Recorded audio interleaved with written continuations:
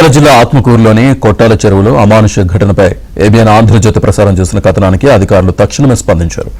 ABN Andhra Jyothi వార్తతో రంగంలోకి దిగిన Atmakur DSP Ramanji Naik నిందితులపై కఠిన చర్యలకు ఆదేశించారు. కేవలం అంగట్లో దొంగతనం చేసిందని అనుమానంతో చిన్నారిని అక్రమంగా నిర్బంధించి తాడుతో స్తంభానికి కట్టేసి హింసించిన నిందితుల్ని ఆట కట్టించారు.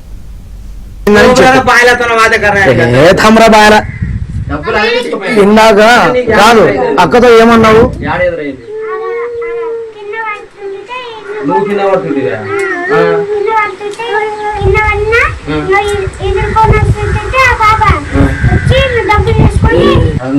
మరి ఈ పిల్లాంటి రామ్ నాయక్ మనవరాలంటే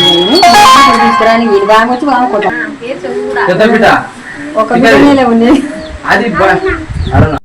రాజు వాళ్ళు తీసినట్టే నువ్వు వరులుతున్నా నేను దక్కాను. నేను మాట్లాడలే ఎందుకు వస్తున్నావు? ఫోన్ దాకెళ్ళే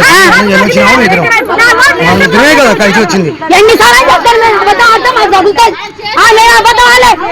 చెప్తాను నిన్న చెప్పినాడు ఇప్పుడు ఫోన్ చేసి. నీకేమవసరం అన్నిసార్లు ఫోన్ చేసి నేను ఏమో తప్పు చేసి నాకు అడిగితే అవును ఉన్నావు. డీఎస్పీ ఆదేశాలతో తక్షణమే పోలీసులు రంగంలోకి దిగారు. కేసు తీవ్రతను గుర్తించి గంటల వ్యవధిలోనే పక్కా సమాచారంతో నిందితులపై మెరుపు దాడి చేశారు.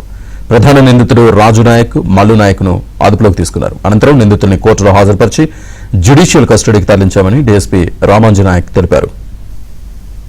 12/8/2020 కొట్టాల చెరువు గ్రామంలో ఒక మైనర్ అమ్మాయి పావని అని 9 ఇయర్స్ పాప అదే గ్రామంలో రాజు నాయక్ యొక్క పెట్టి షాప్ ముందు కుర్కురే కొనడానికి పోతే అక్కడ ఏదో పాప చిన్న పొరపాటు చేసిందని మల్లు నాయక్, రాజు నాయక్ ఇద్దరు కలిసి ఆ పాపను వాళ్ళ షాప్ దగ్గరే మురుగురు తాళతో కట్టేసి ఆ ఒక 2 చేతులు కట్టేసి 12 గంటల నుంచి సాయంత్రం 4 గంటల వరకు అక్రమంగా నిర్బంధించి పాపకు అవమానం చేయడంతో వాళ్ళమ్మ వారి తల్లిగారు గంగమ్మ ఈరోజు ఇచ్చిన కంప్లైంట్ కేసు నమోదు చేసి రాజు నాయక్ని, మల్లు నాయక్ ఇద్దరిని ఈరోజు అరెస్ట్ చేసి కోర్టు పంపిస్తారు.